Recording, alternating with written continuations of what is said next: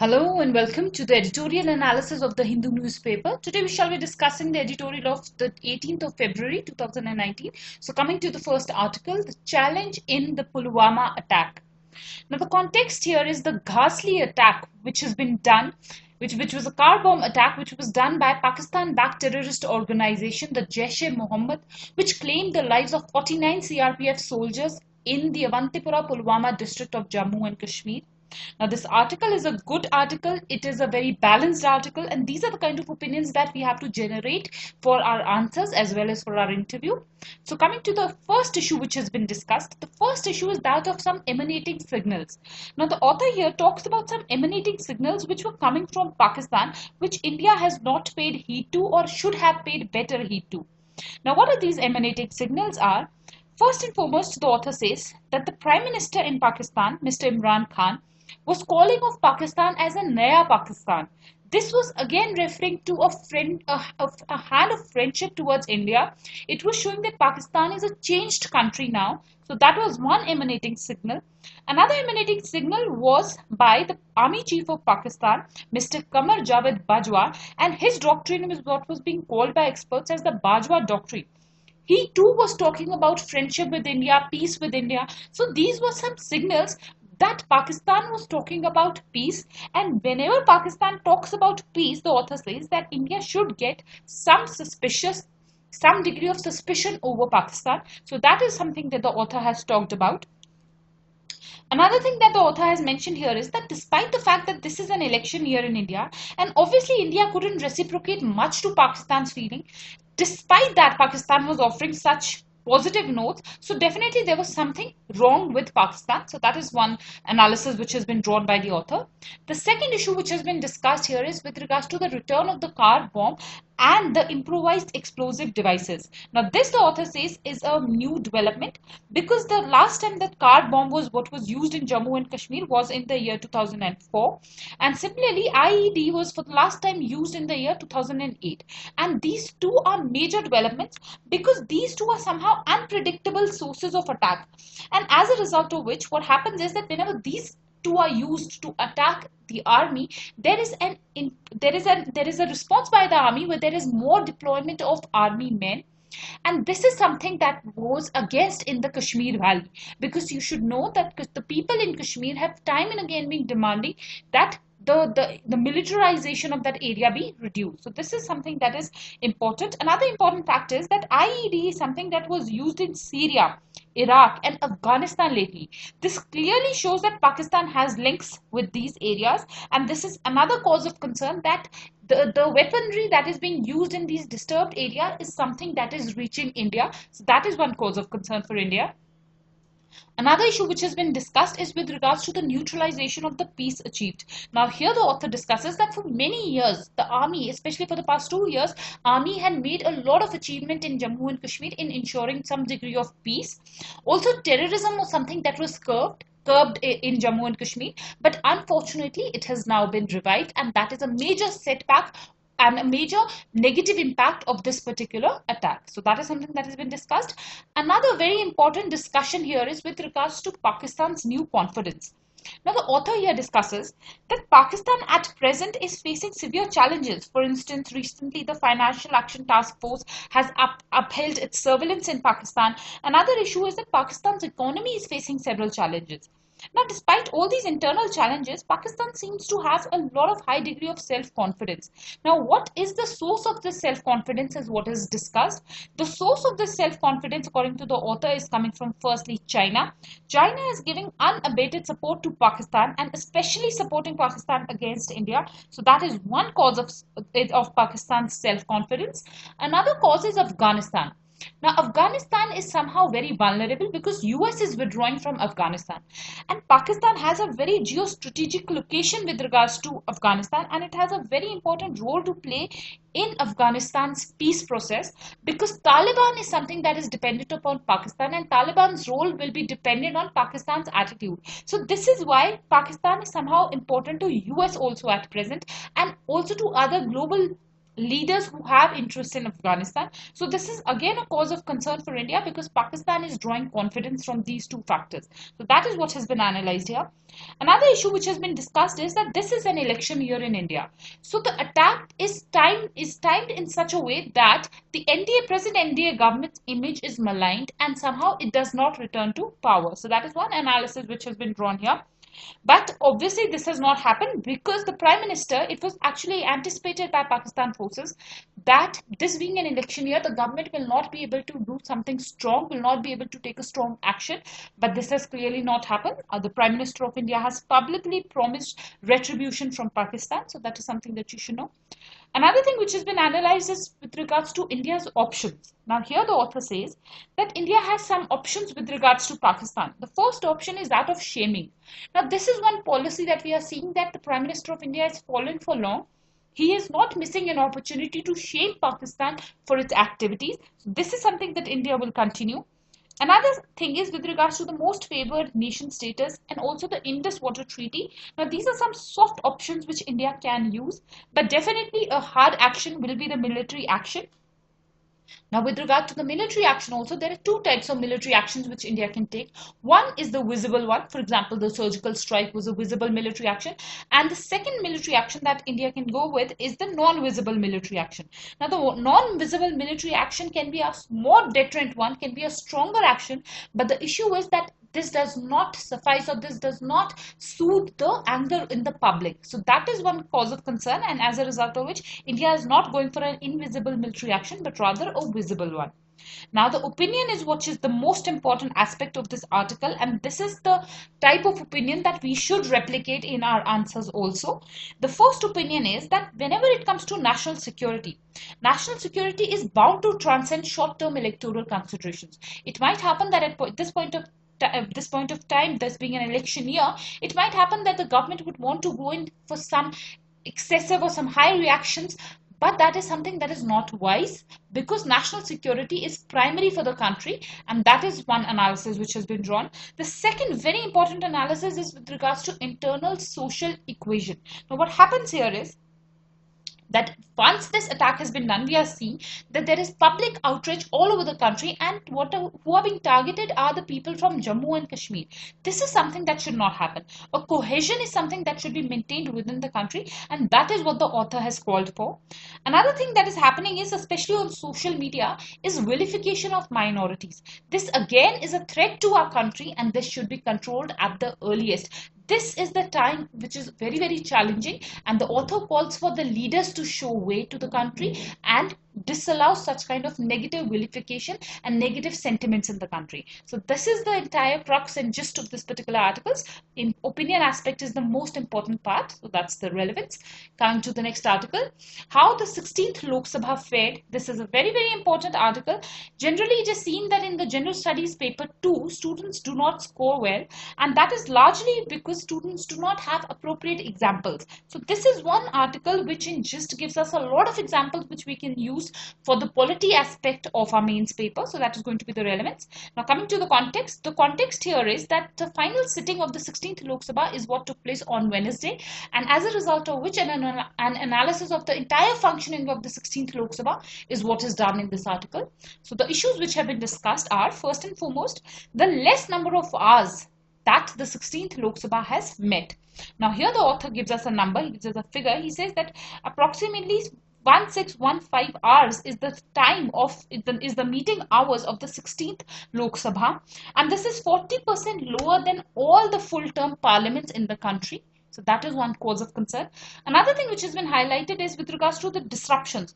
This Lok Sabha has also faced a lot of disruption, and 16% of the time of this Lok Sabha was lost due to disruptions. So this is again something that is very unparliamentary. So that is something that has been discussed. Another aspect which has been discussed is with regards to the non-parliamentary behavior of the MPs. Now largely MPs are known for non-parliamentary behavior in India, and this is something that is extremely shameful for the country. In the 15th Lok Sabha, there was a case where MPs even carried pepper spray with them. But now, at least in the 16th Lok Sabha, such extreme episodes did not happen. However, some degree of non-parliamentary behavior was there. For example, the MPs were carrying placards, they would enter the well, they would block colleagues from speaking. So such kind of issues did emerge. Another aspect which has been discussed, and which is a very important one, is with regards to the question hour. Now, the question hour was the biggest casualty of the 16th Lok Sabha. This was primarily because the Lok Sabha lost 1/3 of its time of its question hour time, and the Rajya Sabha lost 60% of its question hour times. As a result of this, it was only 18% of the starred questions which were answered in the question hour. You all know that starred questions are the questions which are to be answered orally in the question hour, and because of the disruptions in the question hour, only 18% is what the Lok Sabha could deliver upon. So this is a major shame for the 16th Lok Sabha. Another major issue that is discussed here is with regards to the controversial role of the Speaker. Now, the Speaker, as we all know, has to play a very unbiased role. He's a neutral body. But this is something that we have not seen in the recent Lok Sabhas. What is being seen is that the Speaker is largely partisan in the roles and is not acting impartially. What was seen, for instance, in the 16th Lok Sabha was that on one particular day, the Speaker did not allow a no confidence motion to be passed, but on the same day, allowed for the passing of the union budget. So this is something that shows the dual role of the Speaker, the impartial role of the Speaker, and this is something that was criticized over the entire the tenure of this Lok Sabha. So that is something that becomes important for us. Another issue which has been discussed is with regards to the bills which were passed as money bills. Now, you should know that the money bill is something that is discussed in Article 110 of the Constitution, and this is a very narrow definition that has been given of the money bill. But in this Lok Sabha, this money bill was misused, and a large number of bills were passed as money bills, the most important amongst them being the Aadhaar bill.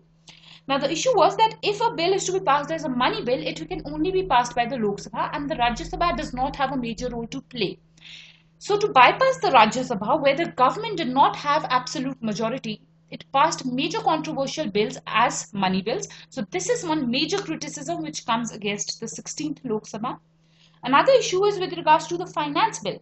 Now, the finance bill is a bill which contains legislative changes to the tax laws, and it is largely passed with the budget. So recently what was seen was that the finance bill had also included items which had no relation with the taxes, or for that matter with government spending. Some examples is what is given. For example, in the year 2015, the finance bill had merged the regulator of commodity exchanges with SEBI. So this was passed as a finance bill. In the year 2016, the finance bill included amendments to the Foreign Contribution Regulation Act. So that was something that was controversial.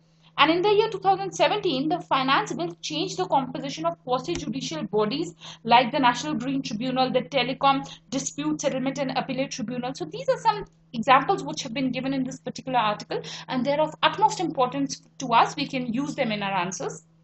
Another thing which has been analyzed is with regards to some key legislations which were passed by the 16th Lok Sabha.